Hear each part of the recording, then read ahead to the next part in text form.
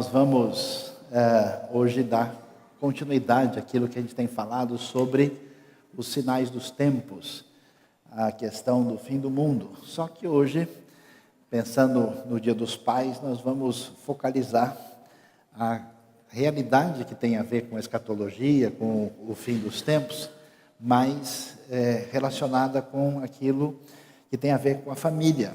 E é necessário a gente refletir, pensar sobre isso, porque nós, de fato, estamos enfrentando momentos assim complicados no cenário mundial, quando a gente trata dessa questão. Na sociedade moderna, contemporânea, tem tentado sugerir outros caminhos para organizar a vida e que nem sempre terão resultados favoráveis.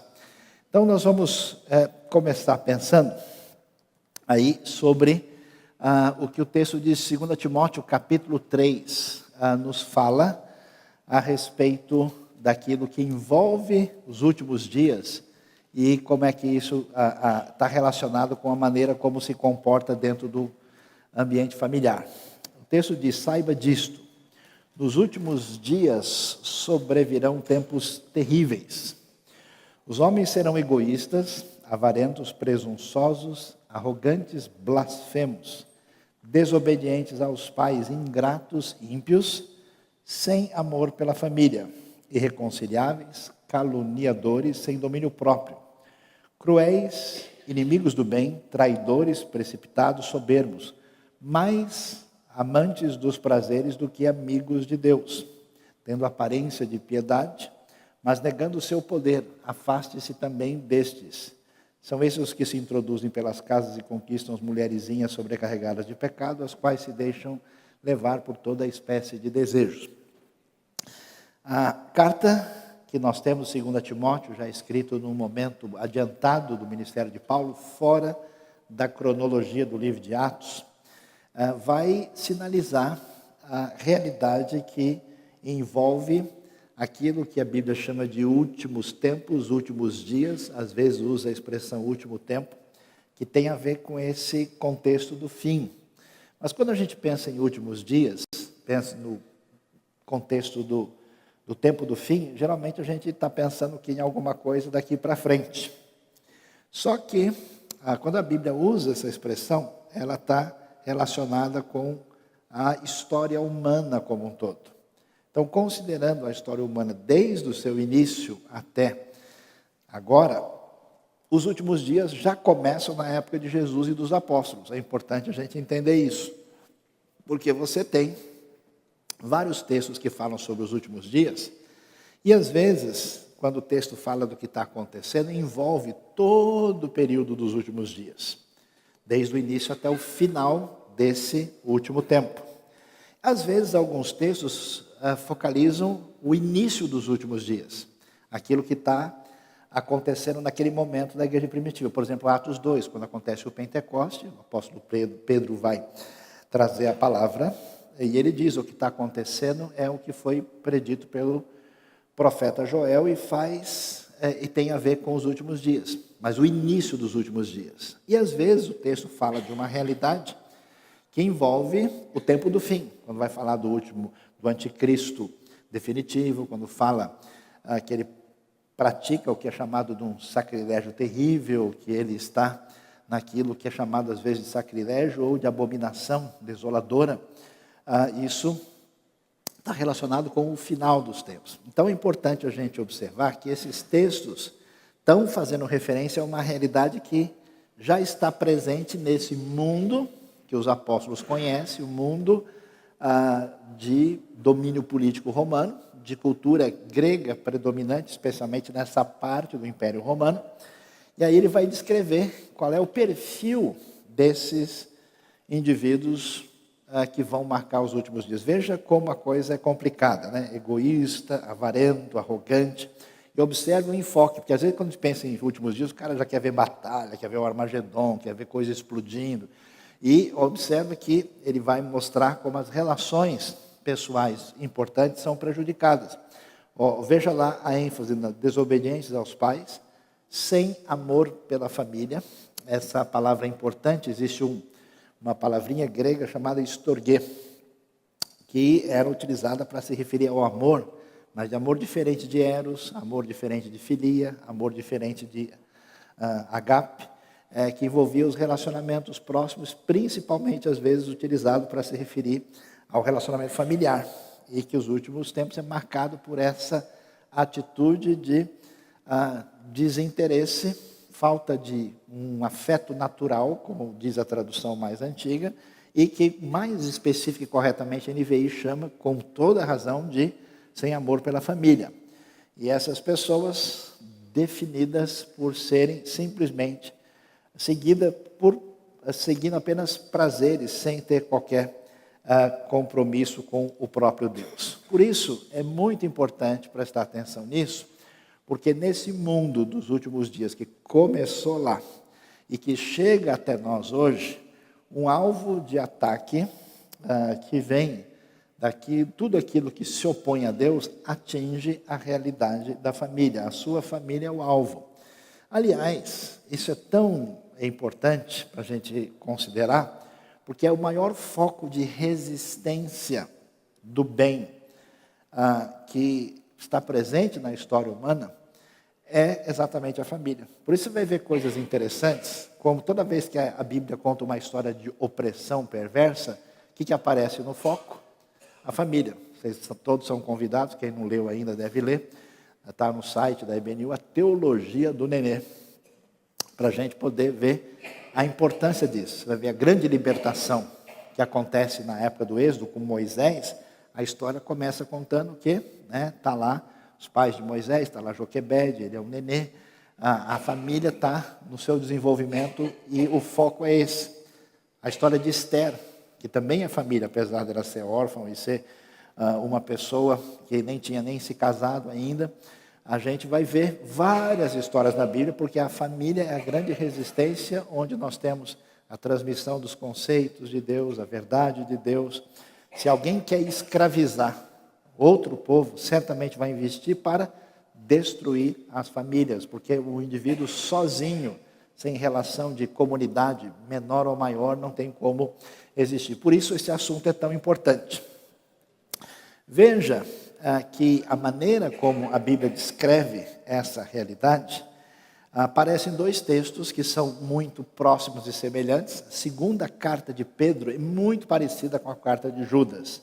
Os estudiosos até dizem que uma se utiliza do material da outra por causa da semelhança de proximidade. Todavia, amados, lembre-se do que foi predito pelos apóstolos de nosso Senhor Jesus Cristo. Eles diziam a vocês, de novo a frase importante, nos últimos tempos, veja que isso é uma marca do sinal dessa postura ante Deus, haverá zombadores que seguirão os seus próprios desejos ímpios. Esse egoísmo, esse hedonismo, essa atitude da pessoa simplesmente seguir aquilo que deseja fazer sem qualquer outro tipo de referência aparece aí. Esses são os que causam divisões entre vocês, os quais seguem a tendência da sua própria alma e não têm o Espírito. É muito interessante essa descrição, porque esses desejos ímpios são paralelos de 2 Pedro 3, está vendo? Saibam que nos últimos dias, de novo a frase, surgirão escarnecedores zombando e seguindo suas próprias paixões. Nesse mundo sem referência, nesse mundo greco-romano, as pessoas de fato tinham uma vida marcada por hedonismo, exagero e até mesmo muita promiscuidade. E então, o que ele diz? Essas pessoas seguem os seus desejos, fazem o que querem.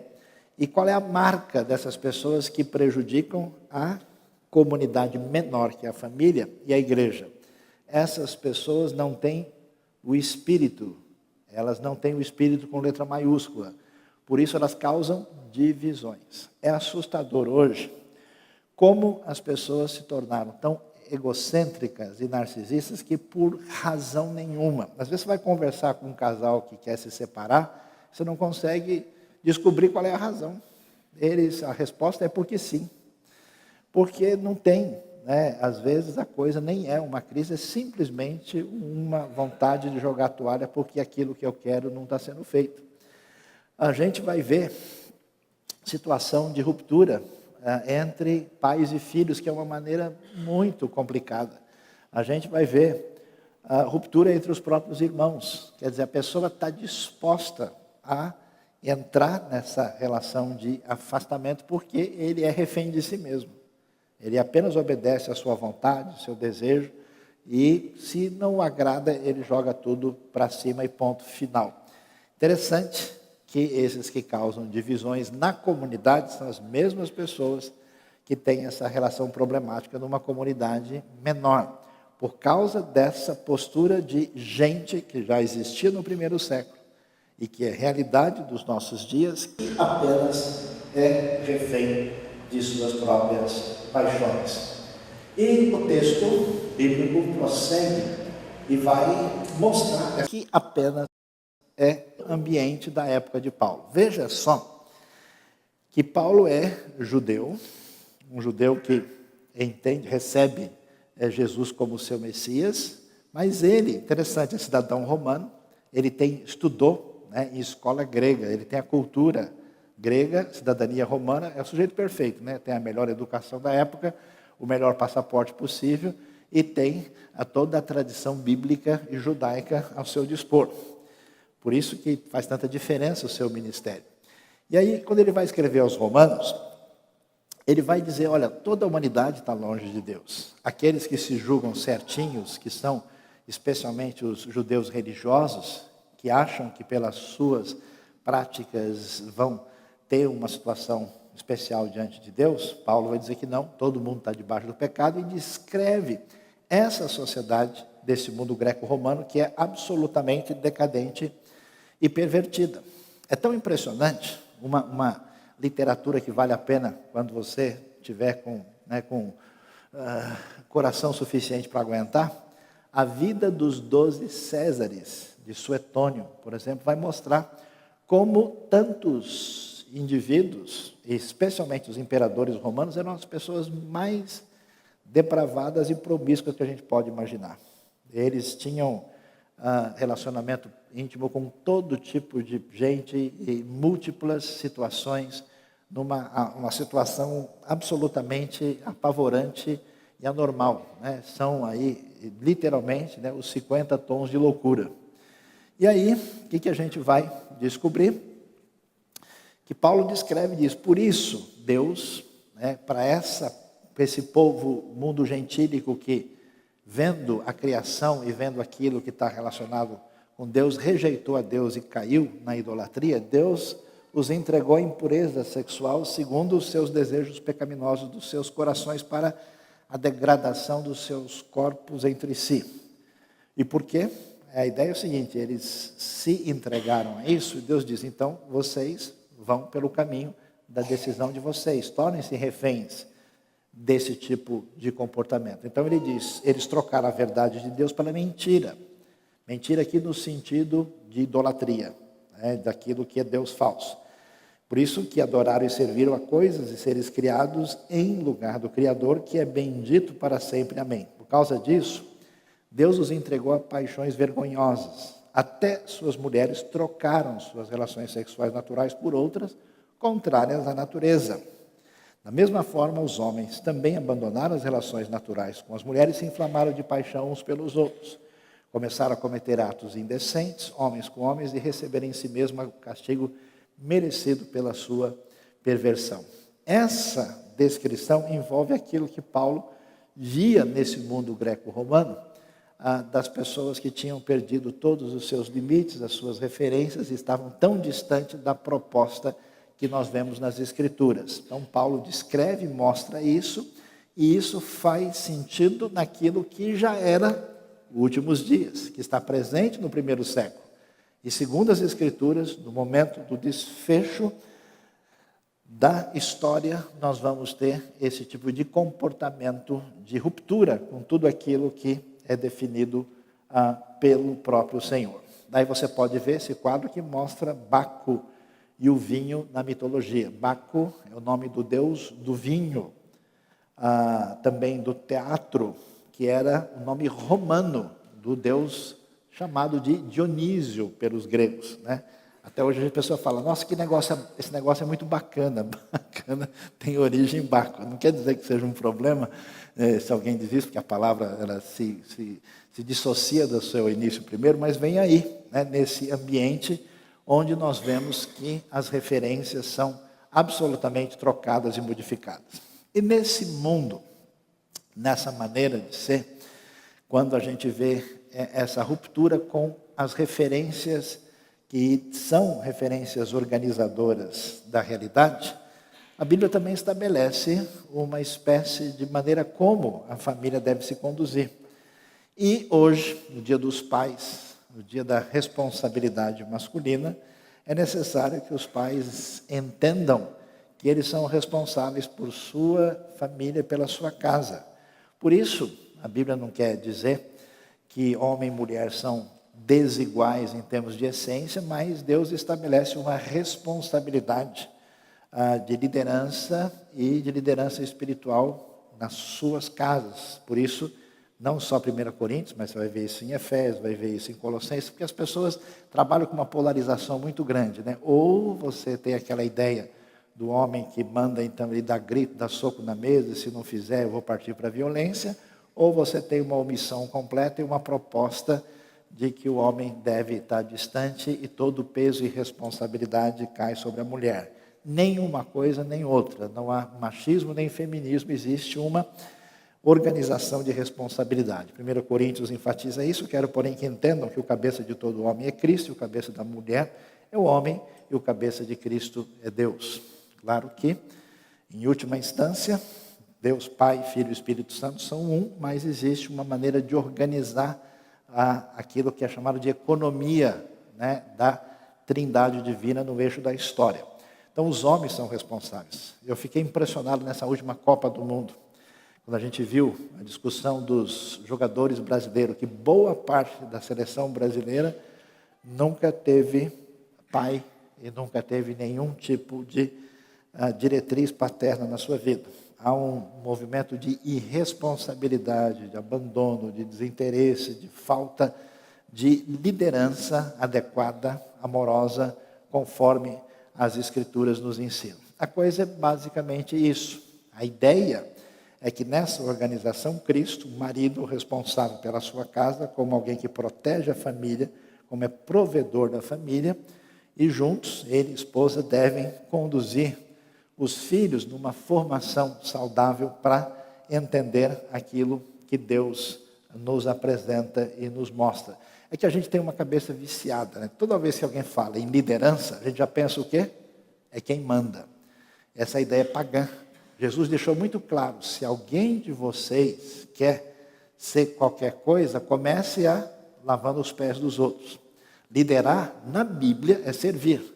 Qual deve ser a palavra mais valiosa para a gente buscar na nossa vida, do ponto de vista do Novo Testamento? É ser submisso. Submisso hoje é um palavrão, porque o conceito é pagão. Como é que a igreja de Cristo deve viver? Efésios 5:21. Sejam submissos uns aos outros, porque você nasceu para amar e para servir.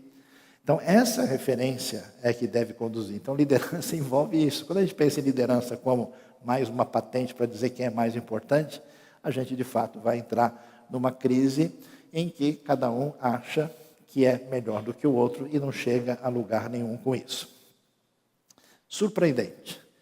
Vemos aqui que tudo aquilo que se torna um problema sério dentro do ambiente da igreja, dessa ameaça ligada aos últimos dias que atinge a família, tem a ver com decadência, com libertinagem, com promiscuidade, com todo tipo de destruição de relacionamentos saudáveis. Mas olha que coisa interessante, o outro lado da moeda que a gente não enxerga sempre. O Espírito diz claramente que nos últimos tempos alguns abandonarão a fé. Aquela ideia da apostasia que a gente viu na semana passada no nosso estudo, que vai prosseguir até o fim do mês sobre os últimos dias. Eles seguirão espíritos enganadores e doutrinas de demônios.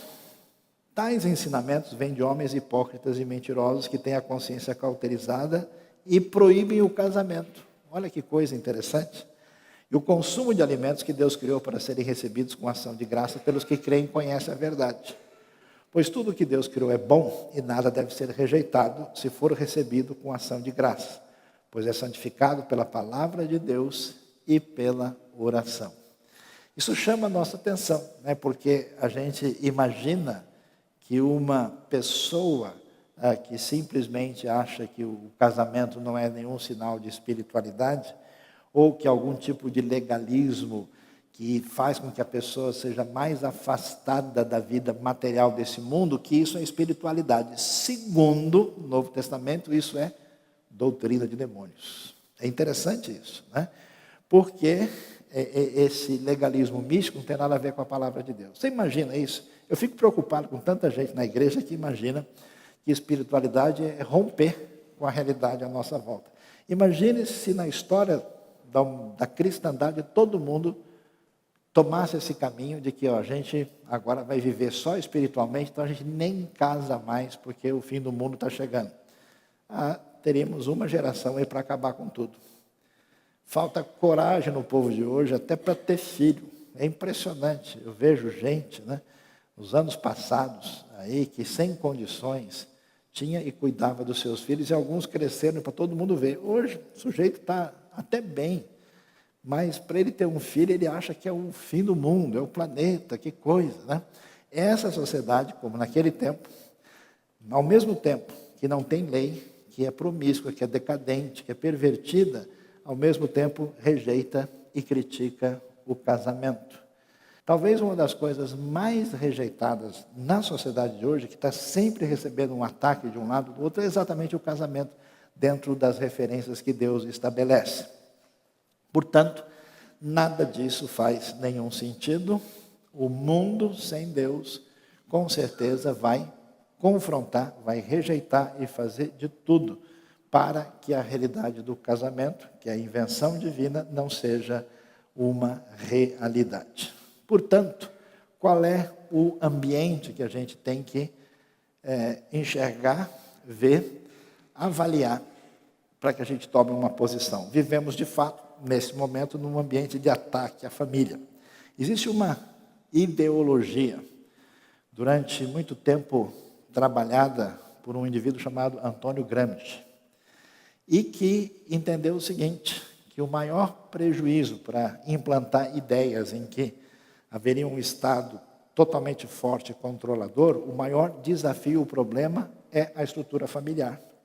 Então, na proposta estabelecida por eles, é o seguinte: se a gente consegue mudar esse tipo de postura, esse tipo de pensamento, a gente vai ter o domínio sobre as pessoas que vivem sozinhas, isoladas, sem comunidade, sem relacionamento com seus pais ou com seus filhos ou entre eles.